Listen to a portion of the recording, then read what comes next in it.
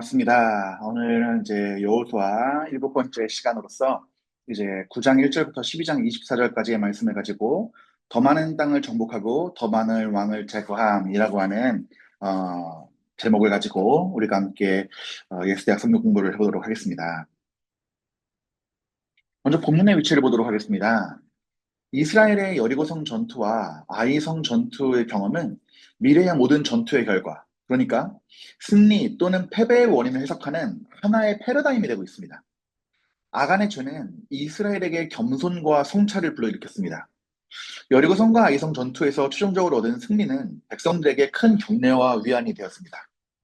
구변 좋고 교활한 인물들과의 흥미로운 에피소드가 있은 뒤에 이 단락에서는 가나안에 대한 전격적인 공격과 연이은 승전보를 이제 약술적으로 보도하고 있습니다. 정복 기사를 다루는 이 본문은 여호수아서 전반부의 결론으로 도달하고 있으며 이후에 우리는 이제 가나안 땅으로의 정착 과정을 보게 되는 그런 위치에서 이제 오늘 본문을 살펴보게 됩니다. 자, 오늘 본문 전체를 조망하고 있는 큰 그림은 여호수아의 가나안 정복 전쟁이 마침내 종결로 향하고 있습니다. 그러나 예상치 못하는 꼬이는 일이 없었던 것은 아닙니다. 그리고 여호와 하나님이 자기 백성을 위해 싸우시는 위대한 증거가 또 한 차례 나타나고 있습니다. 자, 이러한 이제 배경과 큰 그림을 가지고 우리가 제 질문들을 한번 풀어나가 보도록 하겠습니다.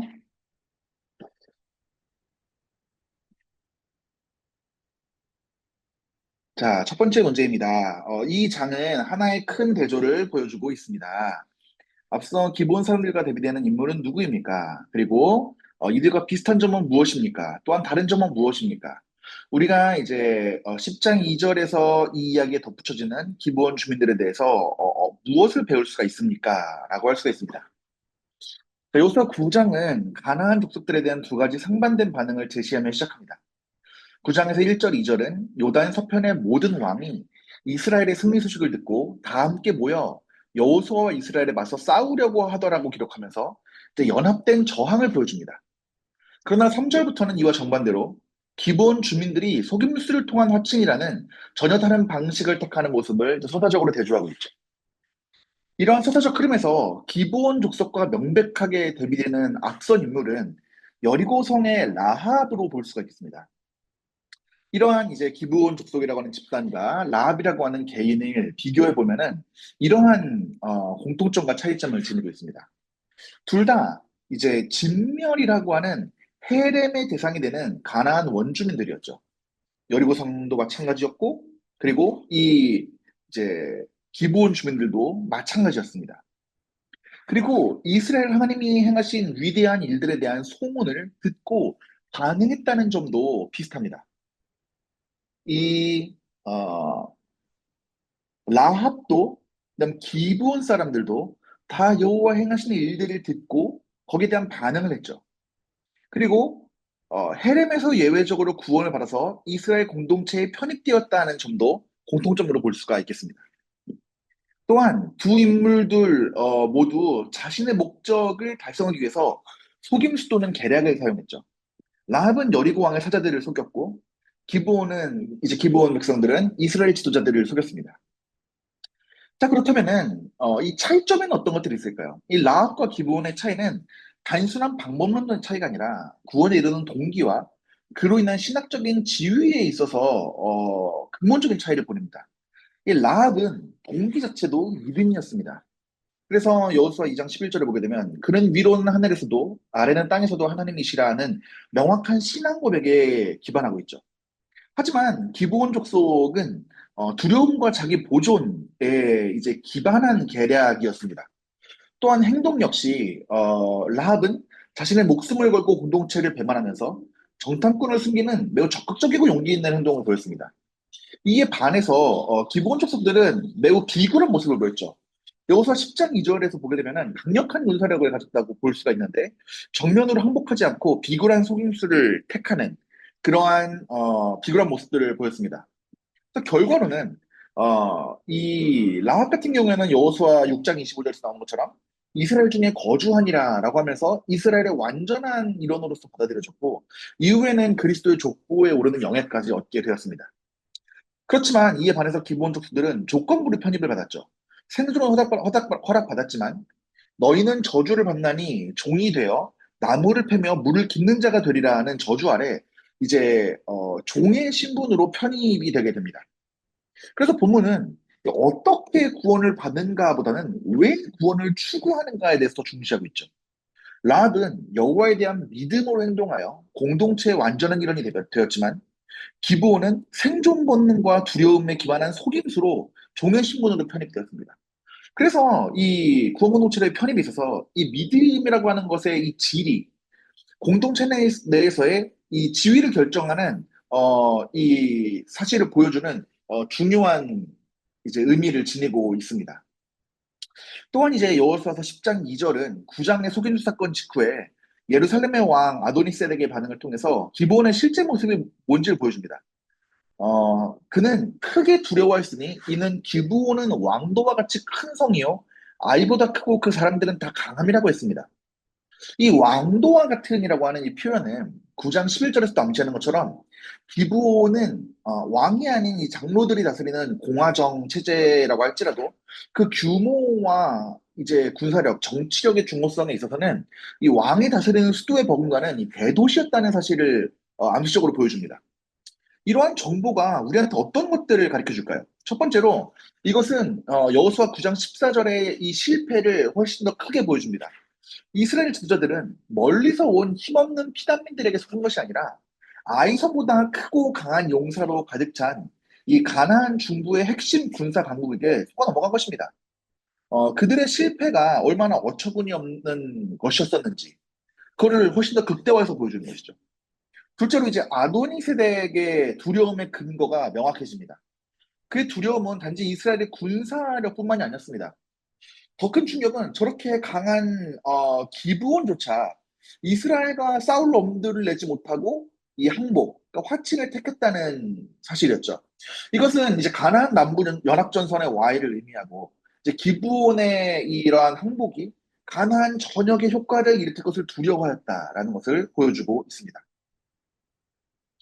다음 문제입니다. 이스라엘은 전면적인 공격에서는 승리하고 있지만 속임수에서는 취약해 보입니다. 가나안 족속과의 언약 체결이 금지된 사항임을 이미 알고 있었음에도 불구하고 신명기 7장 2절에 나타난 것처럼 맞죠? 여호수아는 더 신중한 행동하지 못합니다. 여호수아 9장 14절을 통해 볼 수 있는 여호수아의 더 심각한 문제는 무엇입니까? 자, 9장 14절 말씀을 보게 되면 무리가 그들의 양식을 취하고 어떻게 할지를 여호와께 묻지 아니하고라고 요약하고 있습니다. 자, 표면적인 문제는 그들이 곰팡이 핀 떡과 낡은 옷이라고 하는 뭐 이제 물리적인 증거들에 의존해서 스스로 판단했다라고 하는 것이죠. 그렇지만 이 본문이 지적하는 더 심각한 문제는 이 신정국가의 리더십의 근본적인 실패라는 것입니다. 이스라엘은 신정국가입니다. 지도자인 여호수아는 중대한 외교적이고 국가적인 결정을 내릴 때 자신이 혼자 판단하는 것이 아니라 하나님의 뜻을 물어야 할 의무가 있었습니다. 하나님은 이러한 사랑을 위해서 제사장 엘라사를 통한 우림과 둠림이라는 명확한 소통 채널을 이미 제공하셨죠. 민수기 27장 21절에서 보이는 것과 마찬가지로 말이죠. 이 여호와께 묻지 않았다라고 하는 것은 이러한 공식적인 신정 절차를 의도적으로 생략했다는 의미를 갖고 있습니다. 이러한 실패는 어디서 많이 본 패턴 아닙니까? 아이성의 1차 전투의 패배와 동일한 패턴을 반복하는 것이죠. 아이성에서는 인간의 전략적인 판단, 수가 적으니 조금만 가자의 의도에 의존했다가 패배하였죠. 여기서는 인간적인 감각의 판단, 뭐 떡이랑 그 다음에 이 술주머니랑 옷을 보니까 먼 데서 왔다. 그래서 의존했다가 속았습니다. 두 경우 모두 다 이제 하나님께 묻지 않는 교만과 자기 의존이 핵심 문제였다라고 볼 수 있는 것이죠. 더 심각한 것은 이것이 이제 모세의 후계자인 여호수아의 실패라는 점입니다. 이 신적인 인도에 전적으로 의존해야 될 지도자가 공식적인 이 의사결정의 프로세스에서 하나님을 배제한 것은 이스라엘이라는 신정국가의 리더십 시스템 자체의 오작동을 의미하는 것을 보여주는 것입니다. 자, 세 번째 문제를 보게 되면요. 여호수아의 정복을 설명하는 모든 이야기들을 감안할 때 기본 주민에 대한 이야기가 이 단락에 삽입된 이유가 무엇이겠습니까? 라고 하는 질문입니다. 그러면서 이제 신명기 7장 2절과 여호수아 2장을 보라고 나와 있는데요. 신명기 7장 2절에서는 가나안 족속과는 결코 언약을 맺지 말라라고 명백히 금지했습니다. 그래서 기브온은 헤렘, 그러니까 진멸의 이제 대상인 히위 족속이었습니다. 그럼에도 불구하고 여호수아 9장에 이 이야기가 전략적으로 삽입된 데에는 다음과 같은 중요한 신학적 기능이 있다는 것이죠. 헤렘 명의 재정의입니다. 이제 이 이야기는 이제 라합의 이야기, 여호수아 2장에 나타난 라합의 이야기와 함께 이 헬렌이 무차별적인 인종 청소가 아니라는 것을 보여주기 위해서 삽입되었습니다. 가나안 족속의 운명은 그들의 민족적인 정체성이 아니었습니다. 이제 여호와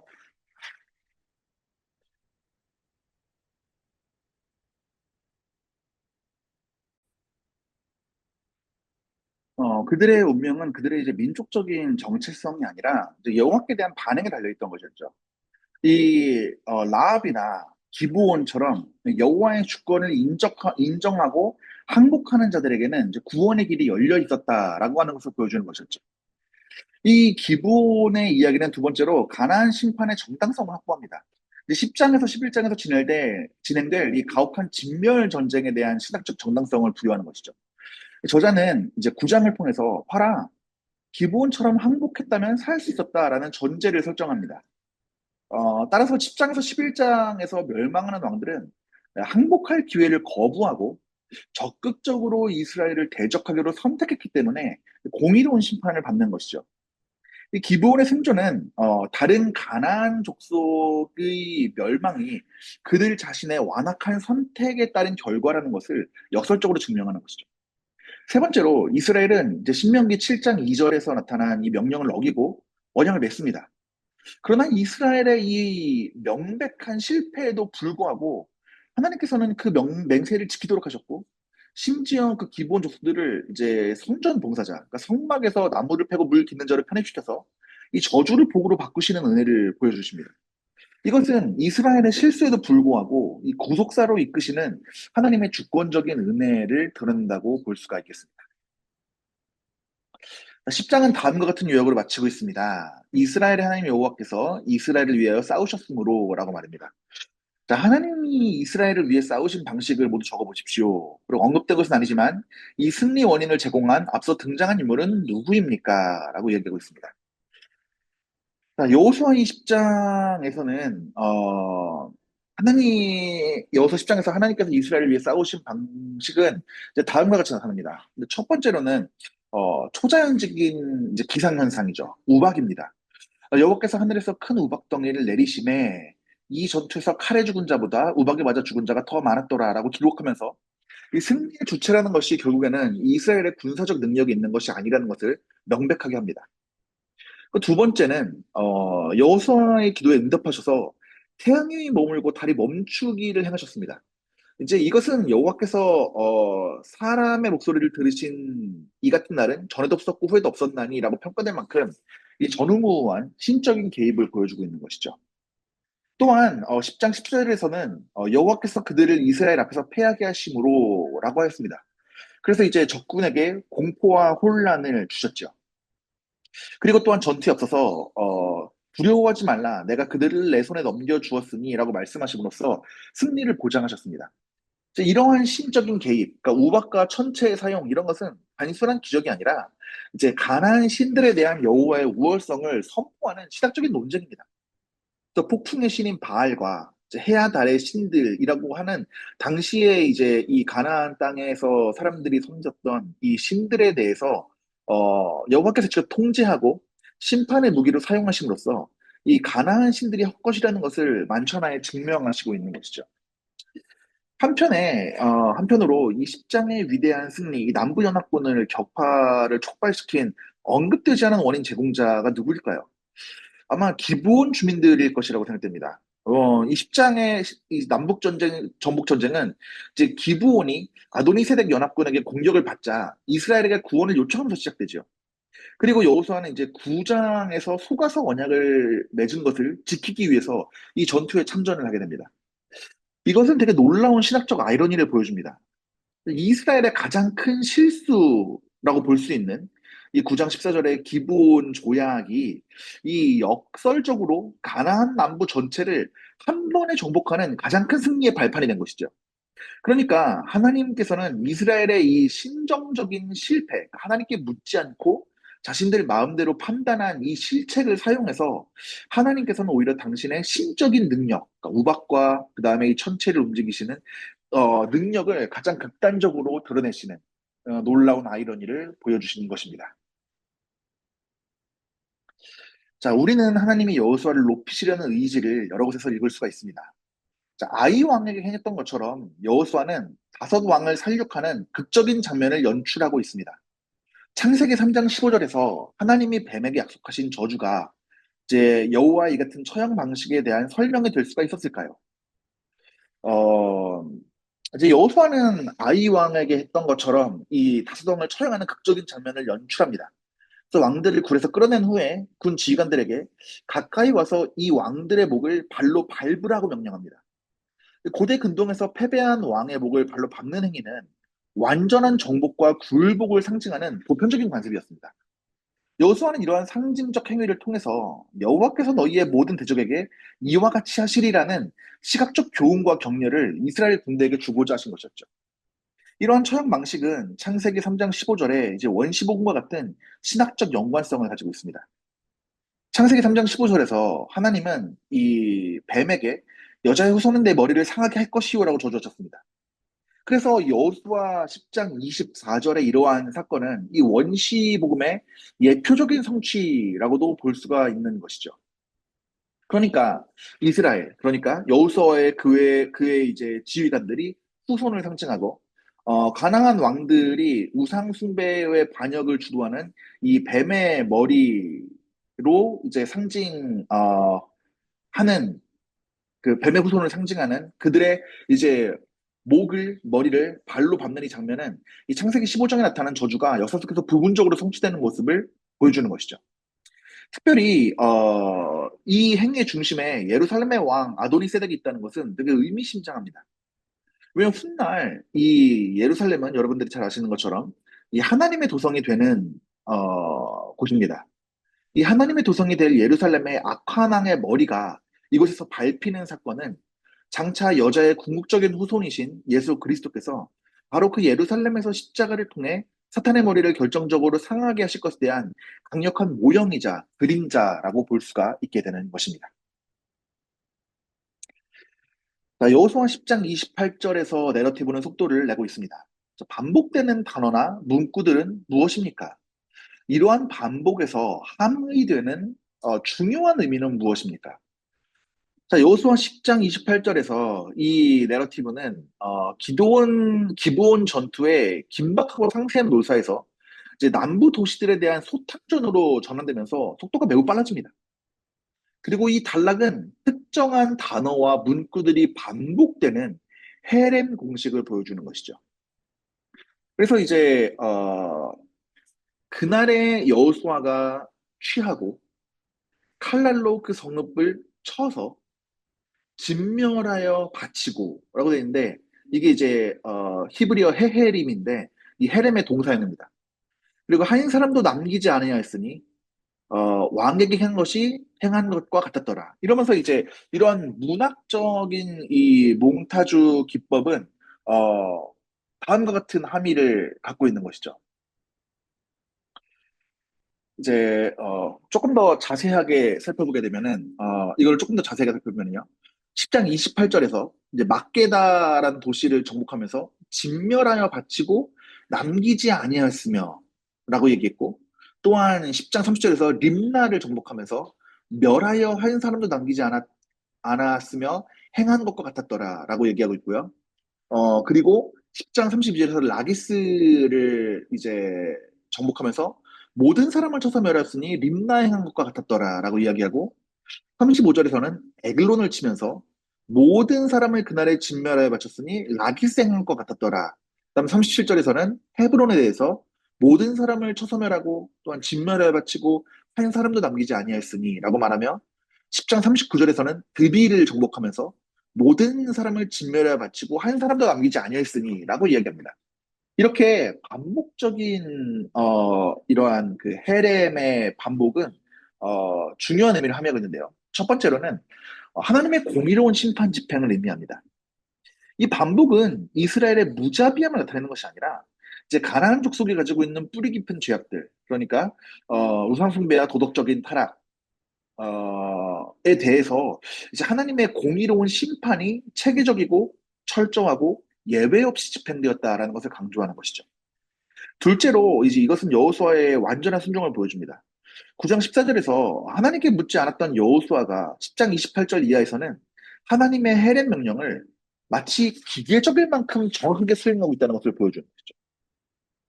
그래서 이것은 이제 나중에 보게 될 11장 15절의 최종 교약, 모세에게 명하신 모든 것을 하나도 행하지 아니한 것이 없더라라는 것을 뒷받침하는 구체적인 증거가 되는 것입니다. 세 번째로 이제 서사적인 리듬을 부여합니다.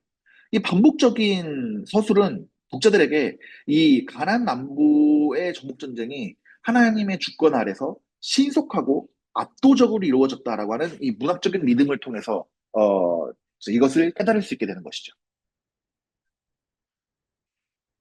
여호수아 11장 4절에서 5절은 이제 가나안 왕들이 집결한 군대가 해변에 수많은 모래 같았다고 묘사합니다.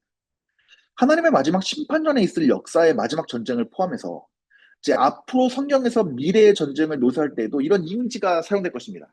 창세기 7장 12절, 사무엘상 15장 13장 5절, 계시록 20장 8절과 같이 말이죠. 이러한 같은 이미지들이 전달하려고 하는 메시지는 무엇일까요?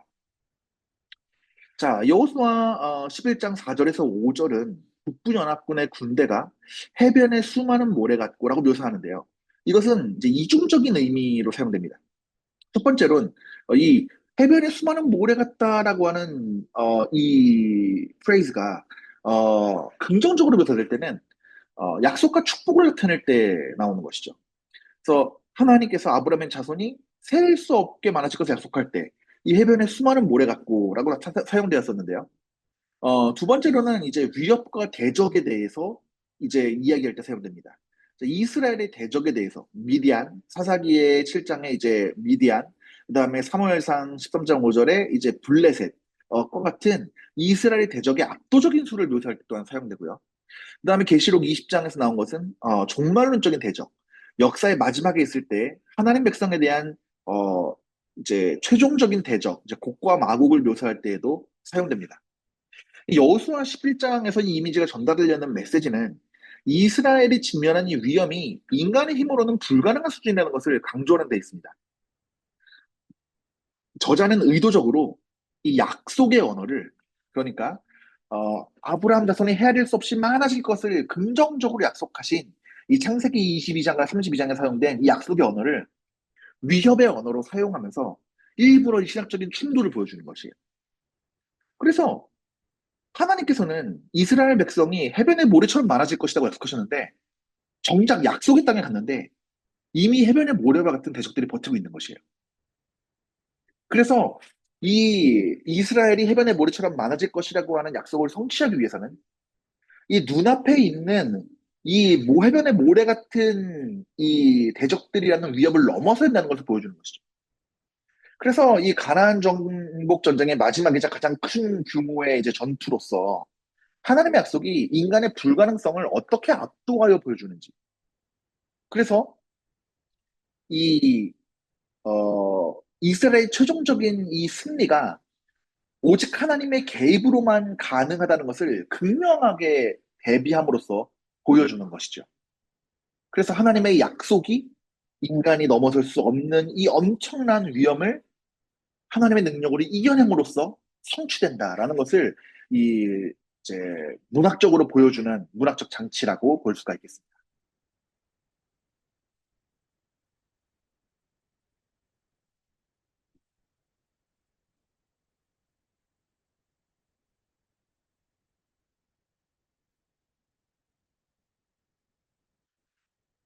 자, 다음 문제입니다. 여호수아 11장 15절에서 우리는 눈에 익은 동사를 보게 됩니다. 이 동사는 여기서 세 차례 반복되게 되는데요.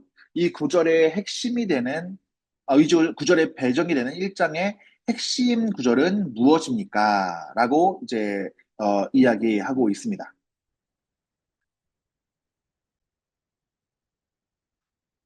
자, 여호수아 11장 15절은 여호와께서 그의 종 모세에게 명령하신 것을 어, 찌바 명령하신 것을 모세는 여호와에게 명령하였고 똑같이 찌바가 사용되었고요. 여호수아는 이것을 행하여 여호와께서 모세에게 명령하신 모든 것을 하나도 행하지 아니한 것이 없었더라라고 하는데요. 이제 여기서 차례 사용되는 핵심 동사는 이 명령하다라는 의미를 가진 찌바라고 하는 이제 어, 짜다라고 하는 이제 명령하다라고 하는 이제 그 동사가 되겠습니다. 어, 이제 이 구절은 여호와께서 모세에게 모세가 여호수아에게 그다음 여호수아가 실행으로 이어지는 이제 완벽한 권위의 위임과 순종의 계보를 요약해서 보여주는 것이죠. 이 구절의 배경이 되는 이 1장의 핵심 구절은 여호수아가 이스라엘의 지도자로 공식 임명되던 여호수아 1장 7절에서 8절입니다. 오직 강하고 극히 담대하여 나의 종 모세가 내게 명령한 찌베카라고 되어 있는데 그 율법을 다 지켜 행하고 이 율법책을 내 입에서 떠나지 말게 하며 그 안에서 기록된 대로 다 지켜 행하라. 그리하면 내 길이 평탄하게 될 것이며 내가 형통하리니라고 되어 있습니다. 여호수아 1장 7절에서 8절은 이 정복 전쟁의 시작 시점의 명령, 커미션이며 여호수아 11장 15절은 정복 전쟁 완료 시점의 평가, 컨클루전입니다. 저자는 1장에서 명령받은 이 순종이 11장 15절에서 완전한 순종으로 성취되었다는 걸 선언하면서 여호수아 1장부터 11장까지의 이 대정복이라고 하는 이 내러티브의 문학적인 마침표를 찍는 것이죠. 그래서 서사적인 수미상관을 보여주는 것이에요. 처음에 명령과 그 명령이 시켜졌다. 같은 단어를 사용하면서 이것이 한 커다란 묶음 안에 있음을 보여주는 것입니다. 여호수아 11장 20절은 이스라엘이 치는 전쟁들에 대한 새로운 안목을 제공합니다. 그들의 마음이 완악하여 이스라엘을 대적하여 싸우러 온 것은 여호와께서 그리하게 하신 것이라. 그들을 진멸하여 바치게 하여 은혜를 입지 못하게 하시고 여호와께서 모세에게 명령하신 대로 그들을 멸하게 하심이었더라. 자, 이 구절은 가나안 족속들이 하나님이 조종하신 꼭두가시 인형에 불과했고 따라서 그들은 어떤 죄책도 없다는 의미입니까?